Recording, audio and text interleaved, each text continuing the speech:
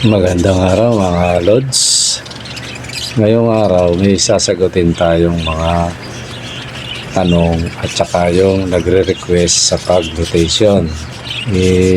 Ano daw, kumbaga banggitin yung mga mutation ng mga alaga natin. Tapos may mga nagpapa-shoutout tsaka may mga tanong din na iba-iba mga Lods. Yun ang ating itatopic ngayon mga Lods. Let it bang, bang. Magandang araw mga Lods. Ngayon ano tayo, may sasagutin tayo mga tanong tapos yung mutation nagpapashoutout. Totally may mga tingnan natin kung kaya nating tapusin lahat yung mga tanong at saka yung sa pag-mutation mga Lods. Kaya sana mga Lods huwag kayong bibitaw kasi baka nasa huli yung tanong, baka hindi nyo marinig kasi minsan may tinapik ko na nabukasan hindi niya alam na natapik na isang araw lang.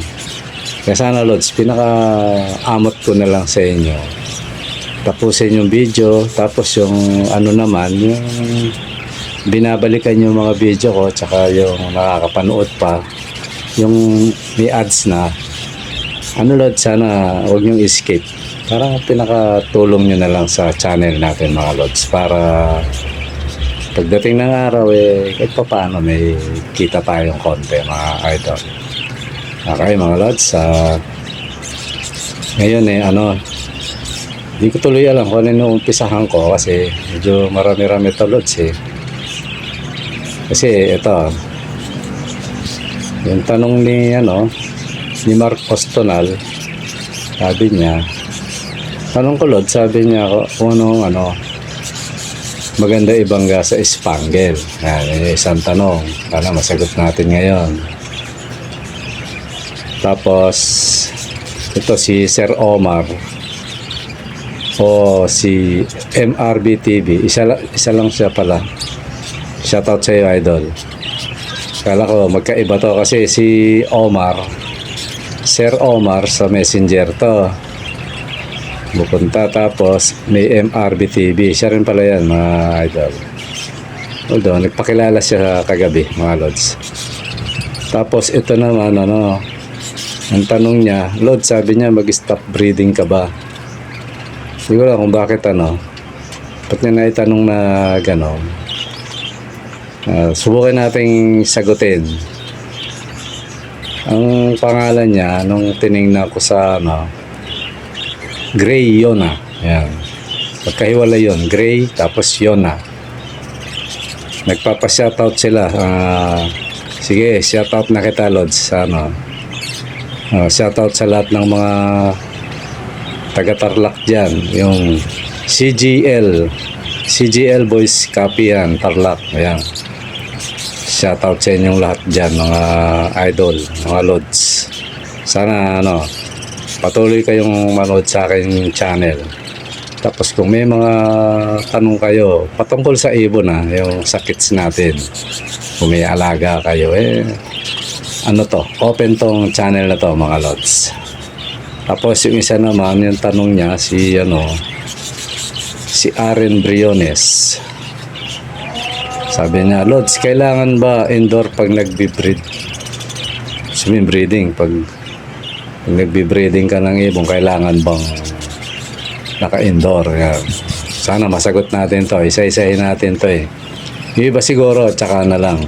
Tapos yung isa pa nga na yan ko daw, yan problema kasi nung nabasa ko to, hindi ko na i-note. Kasi minsan mga Lods, may nagko-comment. Sa mga naunang video, kaya mahirap po kaya niyan mga idol. Kaya, siguro Lods, abang-abang ka. Tapos mag-comment ka na pakilala ka na ikaw yun. Kasi yan pa naman ang mahabang i-content natin ngayon, yung tanong mo na sabi niya kasi mga Lods, ko daw, kumbaga i-content yung mga mutation ng mga alaga natin. Kaya sabi ko, sinagot ko naman siya kaya hindi ko maano kung saan siya pasensya na kayo mga idol kasi sa dami, minsan hindi ko na Tsaka pag sa lumang video yon, mahirap siyang halukayin. Kaya, pasensya ka na Lods kung hindi ko matandaan yung mo. Minsan kasi lang siya yung walang pangalan, yung lang siya yung siguro naintindihan niyo yun, minsan lang, parang puro letter letter of number yan, parang ganun lang. Minsan kiniklik ko yan pag nasa bahay ako, tinitingnan ko sa computer, nakikita. Pero pag sa cellphone, hindi Kaya, shoutout ka na lang, shoutout. Mag-comment ka na lang ulit, Lods, sa mga bagong video para punta ka sa itong i-upload ko ngayon.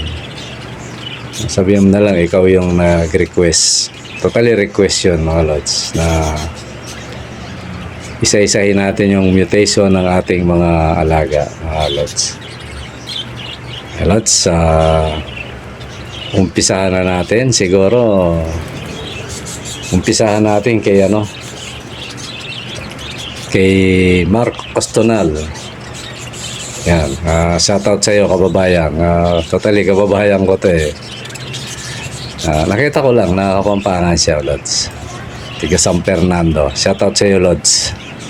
Tanong niya, ano pa raw magandang ibangga sa Spangle? Yan, mga Lods. Yan, ito yung tanong niya, di ba, mga Lods? Ito lang, Spangle naman kasi maraming klaseng Spangle, idol. Para sa kaalaman mo, Lods, maraming klase yan. May single factor, may double factor, Lods. Meron ding classic. May clear wing, merong hindi clear wing. Sabihin, malinis, puti. Ganon. Talagang solid. Kaya, totally siya. Ang Spangle na, lalo na yung clear wing, Lods. Yun yung, pag nag-ano ka nagkuha ka ng materialis nun, yun yung na makakapag-mutate ka ng rainbow. Yung Spangle na yan. Kaya lang pag medyo yung kagaya ng classic, medyo madungis pa yun Iba sa pakpak yung bagwis, parang yung arrow sa dulong-dulo.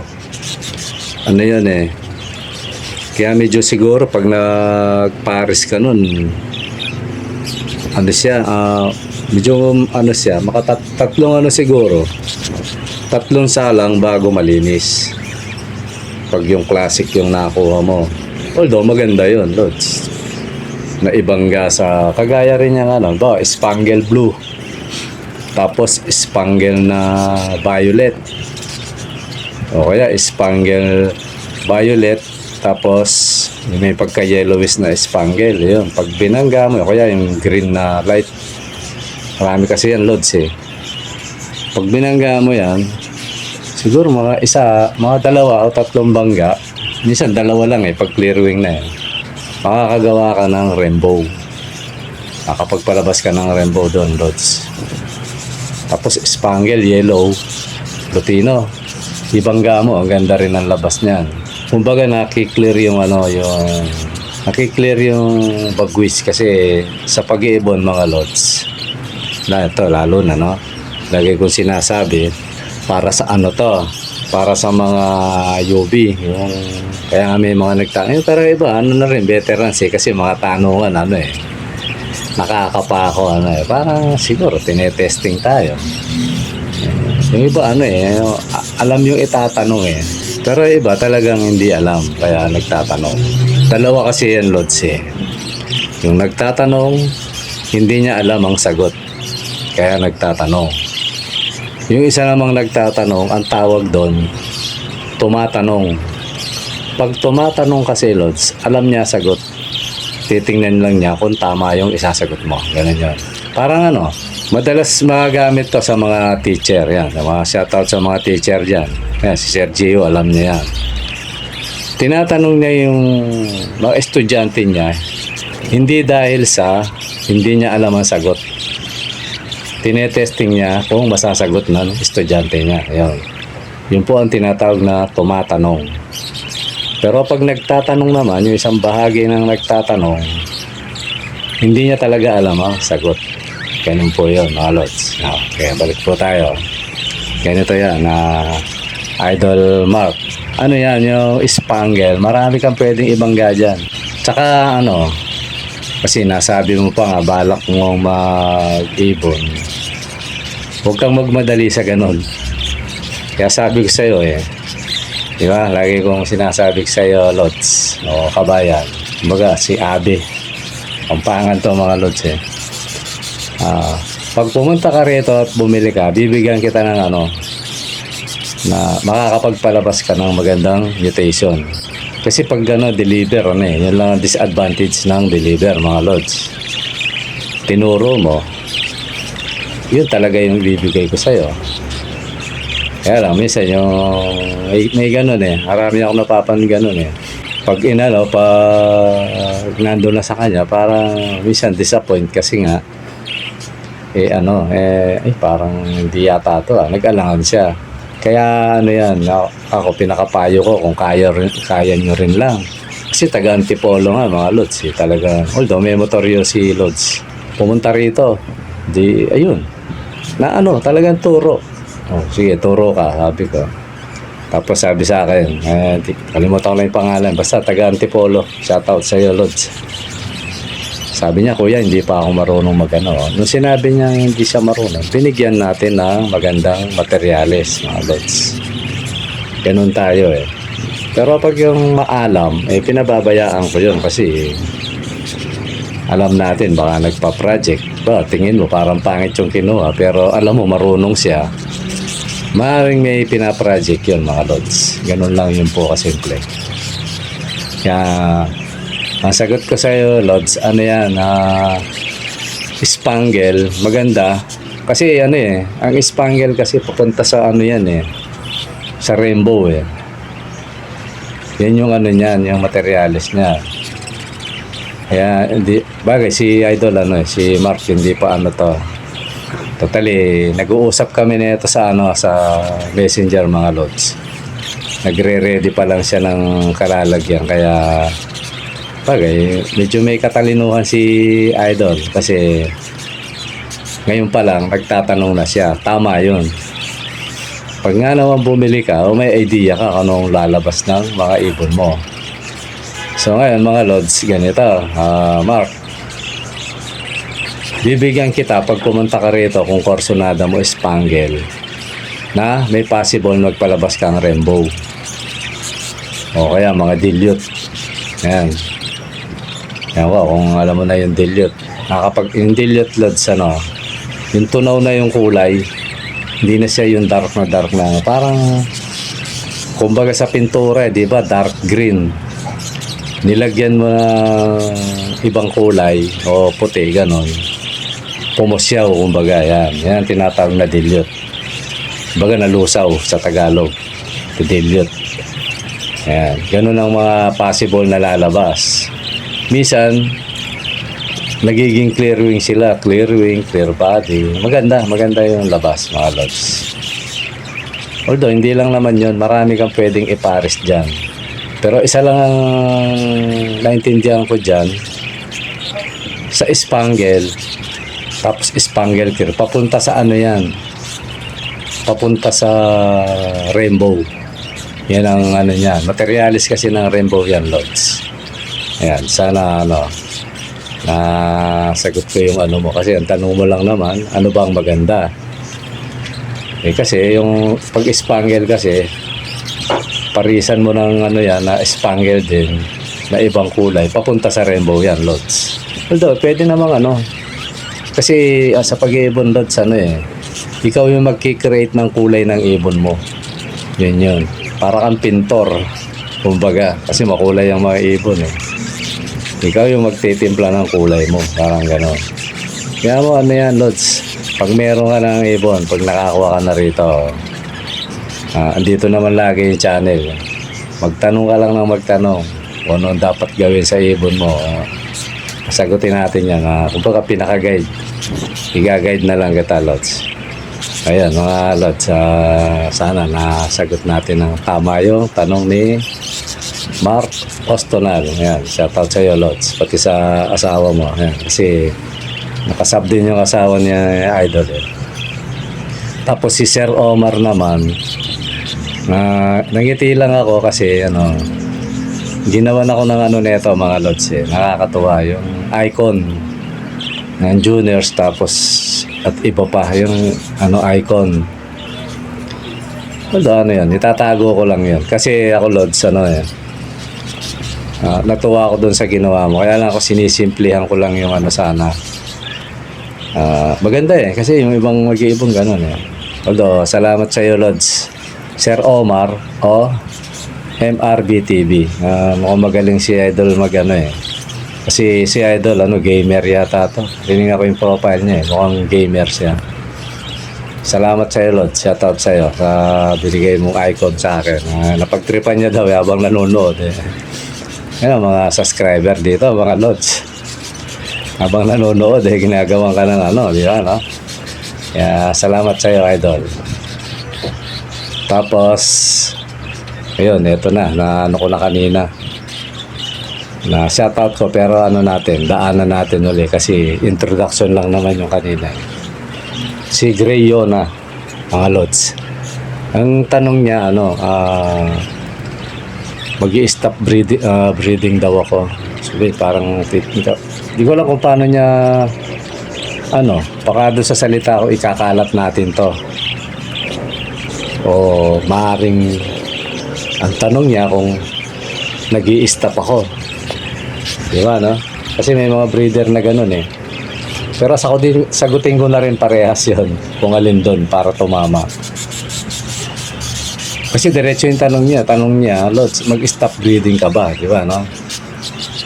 So sa isang sagot ko, hindi. Kasi baka yung nasa isip niya titigil na ako mag-breeding. Hindi lods. Yun yung isang sagot ko. Ngayon baka naman baka eto naman yon yung isang naiisip ko, kung nag-i-stop breeding ako. Kasi may mga time na kailangan mong itigil yan lods yung lalo pag summer, kawawa ibong kasi sobrang init eh. Totally natumbahan ako niyan, tsaka namamatayan ako ng inakay, pero okay naman successful naman. Kaya kung yun yung tanong mo lods, hindi siguro kasi tuloy-tuloy yan basta ilagay mo lang sa tamang kalalagyan. Ito, yung kasunod na tanong, magka-relate to nasa tamang lalagyan lang sila lods, tamang temperature. Yan, okay lang yan. Kasi ganito, halimbawa ako mapera, summer, ilagay ko lang yan, tapos lagyan ko ng yung electric pan o yung cooling na nawawala yung tuloy-tuloy yan. Kumbaga yung temperature ng panahon pantay sa buong taon kasi may nilagay kang pampalamig di ba no? Kaya kung yun ang mo lods, hindi ako nag-i-stop breeding kasi tuloy-tuloy yan Nag-i-stop ako pag pinapahinga ko yung ibon. Kailangan ipahinga kasi yan Diba, naka-4 na clutch na. Kailangan mo itigil, kaya alam minsan mabilis yung ibon, nakaka-5, nakaka-6 pa nga Parang ang hirap ng baka magtampo. Ito, tingnan mo kagaya ni Tweety. Hinalo ko sa baba. Hindi ko natakpan yung umitlog agad. Ngayon, may pisa na mga lods.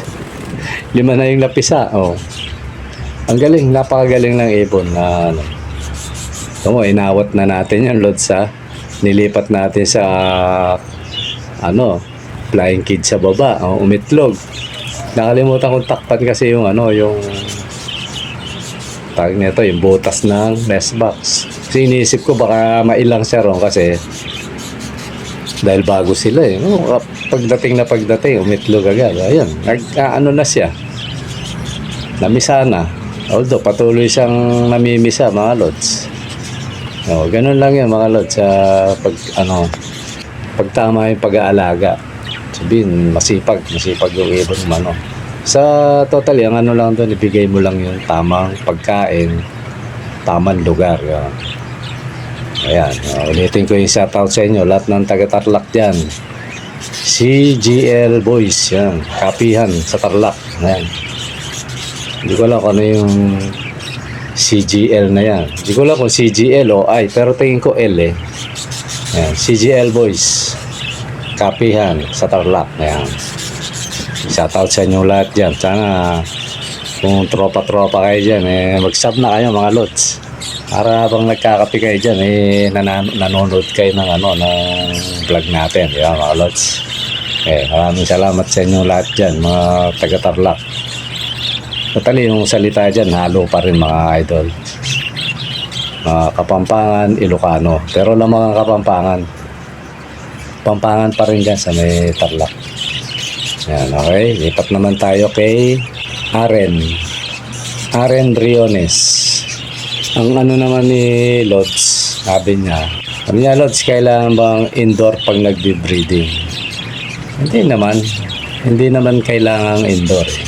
Pero mas the best kung maluwag yung kung maluwag yung pwesto mo, kagaya kay Sergio.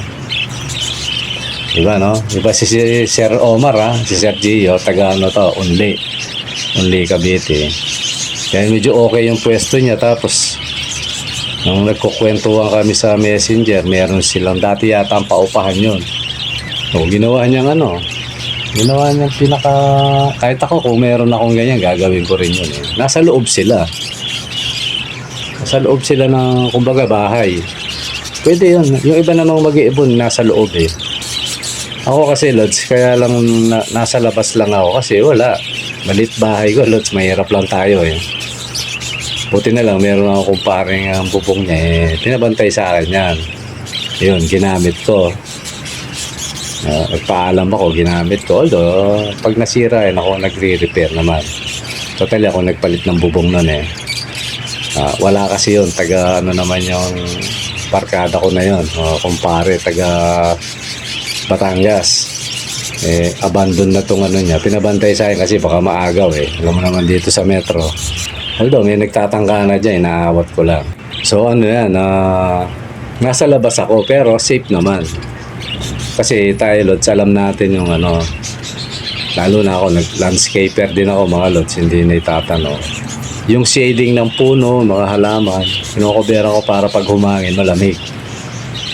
Ganun yan mga Lods. Sabihin, hindi sila naiinitan. Tapos yung iba rito parte, yung mga breeder doon, nakabubong sila. Kaya kumbaga, kung temperature, wag lang yung kagaya nakaraan na sobrang init. Kahit nasa loob ka ng bahay, talagang umuusok. Wag lang ganun. Kagaya ngayon, medyo na yung panahon, hindi na ganun kainit. Kaya kumbaga safe yung ibon natin, mga breeder natin. Kaya yung tanong mo, Idol Aren, kung kailangan bang nasa indoor, kung meron kang indoor Lods na wag yung suffocate at least may pumapasok at lumalabas na hangin, mas maganda yon. Una-una, safe sa predator, di ba? Tapos kung medyo may screenan mo pa yan, safe sa kawala, yung alpas. Kasi ako mga Lods, ilang beses na ako na alpasan dahil sanay sa akin lumapit yung ibon, nakala tinatawag mo nagugulat, ayun, nagpa-flyby. Although kagaya nung yung na-i-vlog ko na isang piraso na lang yun yung Alps 2. Tumakas na yun, 2 araw pero ngayon nahuli ko uli mga Lods, bumalik. Sabi ko talagang swerte pa rin nasa kote ko uli mga Lods, pero naabot yata ako ng kalahating araw bago ko nahuli. Kaya sabi ko talagang akin ka. Yun, may bibili nun kaso nagpatumpik-tumpik. Yun, sabi ko malas na pa. Pero bumalik. Tinatanong ko naman yung bibili wala raw siyang kids. Sabi ko nga bigay ko na itong buo hindi pa pa kami nag-uusap ulit. Kaya bagay okay lang naman yun. Kasi ako naman mga Lods hindi naman tayo may bumili, salamat. Pero pag wala, okay lang kasi hobby natin yan Gaya nga na sabi ko, pag sumobrang dami at walang bumibili, kaya nga sa totoo lang yung mga dito na Yung sasabi mga repatos ko. Mga repa pits. Pag mga ko, binibigyan ko. Ganun lang yun. Pero pasimple lang yun kasi wag natunugan lahat yan. Ako lagas yan. Simple yan lang. Saka inaano ko talaga na maalagaan niya kasi binigyan ako dati. Lods, ano eh. Parang nawalan akong gana. Binigyan ko tapos 1 linggo lang yata. Tinanong ko wala na yung ibon. Kaya sabi ko, bihira. Parang ano eh. Yung mga ganyan, parang hindi ka na uulit bigyan eh. Sabihin, hindi siya ano, nainganyo lang pero hindi talaga niya hilig. So yun, Lods, Aren Briones, yun lang ang sagot ko sa'yo na basta safe yung ibon, hindi naiinitan, hindi masyadong expose sa araw. Maganda yun, ano, yung katamtaman na sisikatan ng araw, nahanginan yun, the best na ano yun. Hindi mo kailangan ano, kung wala kang pwesto, okay lang yan, kagaya sa akin. Kung mapapanood mo yung nasa gilid lang ng bahay, di ba? Sa taas. Ganun lang yan, Lods. Basta safe lang yung ibon. Nasa taas, hindi abot ng predator, hindi abot ng pusa, ng aso. Hindi na ng daga. Tapos may bubong. Hindi siya masyadong nainitan yung kasi minsan baka tutok sa yero masyado kawawa ibon, pero hindi mo kailangan ipasok na ngayon kung meron kang maluwag na pwesto mas maganda, Lods, pasok mo na. Pero yung yung meron siyang naanuhan ng araw tsaka hangin, importante yun eh.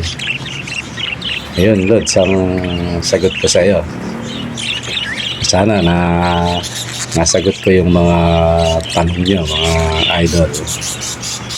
So, yun mga Lods, yun yung natin. Although, tutusin, parang saglit lang ako nagsalita, pero lagpas 20 minutes na. Siguro, yung sa mutation, loobin, baka sunod na vlog natin.